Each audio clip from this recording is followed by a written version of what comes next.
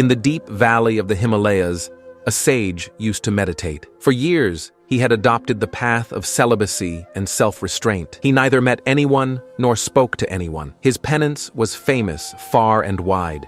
People used to say the sage was now at the door of liberation. One night, when the sage was absorbed in meditation, faint voices came. "Help! Is anyone there?" The sage opened his eyes and came out of the hut, and saw a beautiful young woman standing with wet hair and a white sari, shivering. "How did you come to this deserted forest?" the sage asked. "I have lost my way, Baba.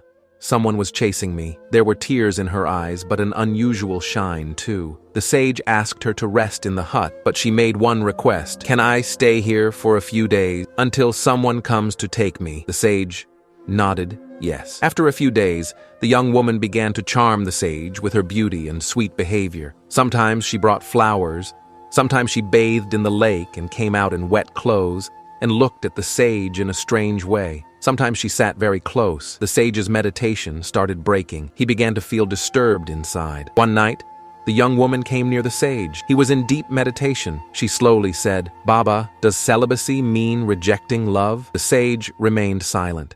Seeing her beauty, his mind trembled. Then he controlled himself and went deeper into meditation again. Next morning, the sage saw that the young woman was nowhere. He became very anxious, and when he went searching deep into the forest, he found an old well. Near the well, there was a burnt diary and broken bangles. In the diary, it was written, "I did not commit suicide.